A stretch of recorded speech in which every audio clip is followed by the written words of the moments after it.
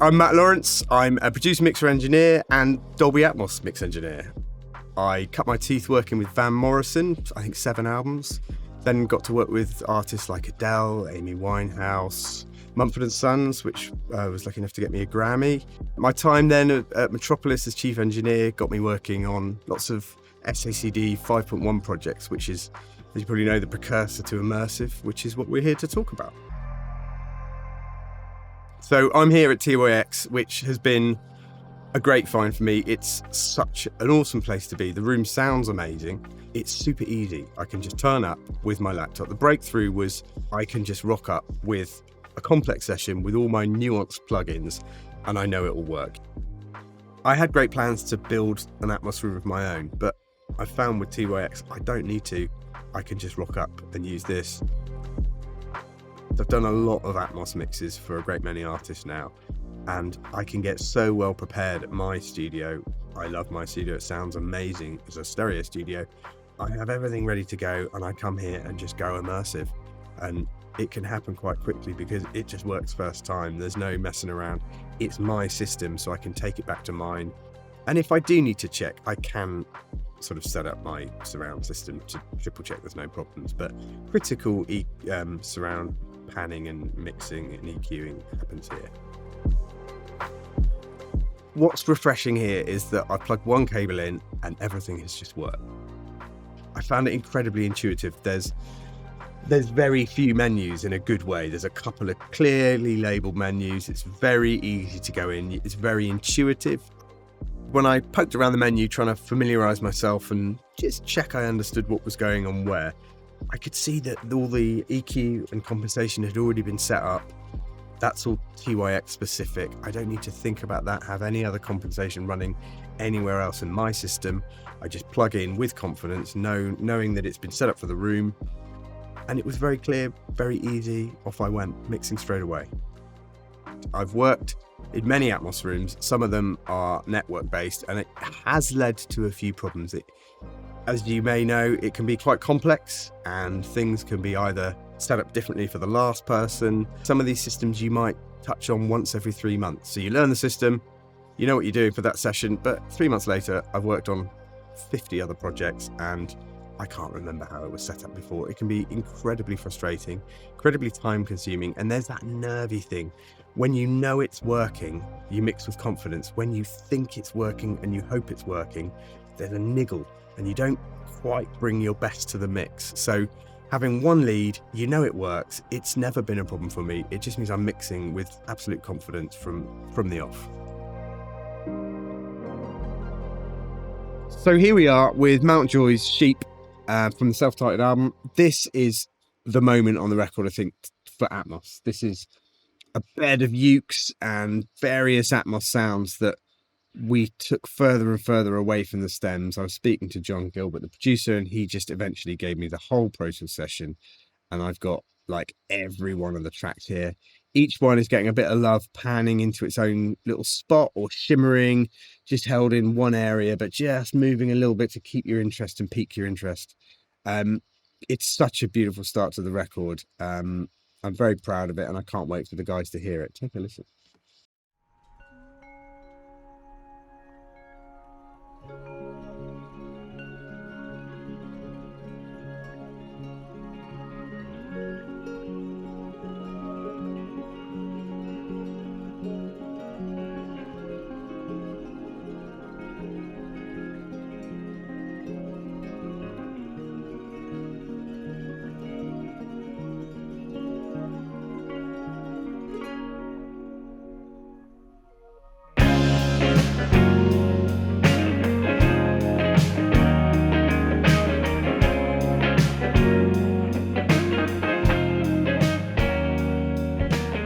So that was a really cool moment. I'm particularly proud of that one. A lot of care went into making sure that there's always some movement, a lot of movement to hear. It was a lot of mostly panning, but using height information as well, things moving around, up and down. And there's so much there. When you get a big complex mix like that, I've mixed all of that into a bed that has different binaural information so that you'll get a good binaural spread of all of that.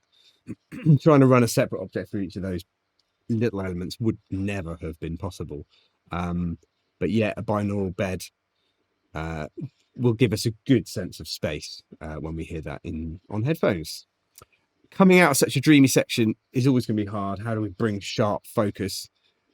It hits really nicely, bit of classic, really well played band stuff, but it's so well played that I'm able to be quite creative with the space as well.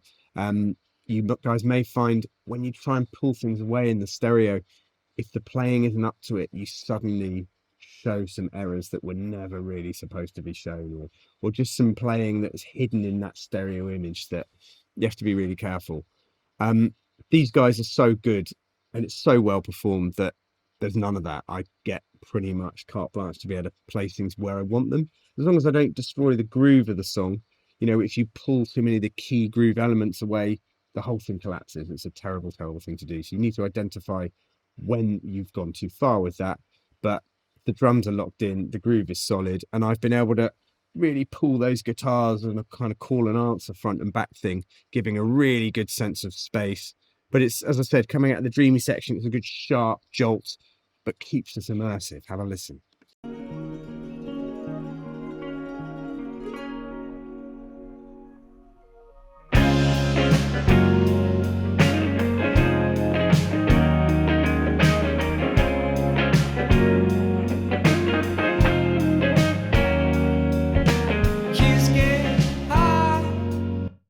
So we're back to a section here with the more usual, not limiting stems, but, you know, just the right number of stems. You're not able to move sort of singular objects everywhere you want to. But what I've done here is try to give a sense of space with the reverbs.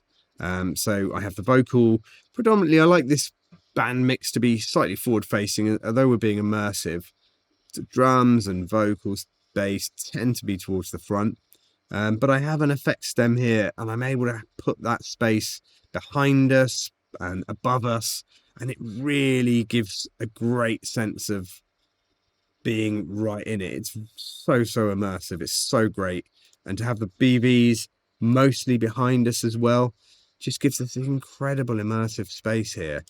I find it so engaging. It's really great. Check it out. I'm rolling in the mud again, like, whoa, it owns me now. Tell me it hurts you too. Yeah, it feels so in the middle of the whole band here. It's remarkable. I wish everybody could hear it the way we're hearing it at TYX. As you can see here, there's not that many plugins going on because it's just such a well-produced album, really well put together. And I know in mastering, it was really well mixed. So the mastering engineer, I actually spoke to the mastering engineer about this project, and he didn't really do much, which made it very much easy for me to get these stems faithfully sounding like the record. And as I said, really well produced. So I didn't need to do a great deal. Sometimes when I pull things away, some of these guitars, you're going to hear at the back, they're not super hooky. It's not distracting. They're just a lovely atmosphere behind us. And I found pulling them away, there's a little bit of EQ tweak to make them sort of sit with a bit of grandeur on their own, but obviously you don't want to go too far so that the stereo fold down doesn't fall apart again. But it ends really beautifully. It breaks down really nicely, and you'll hear some of the wispy guitars panning at the back there doing their own thing. You cut it up, it's still the red, white, and the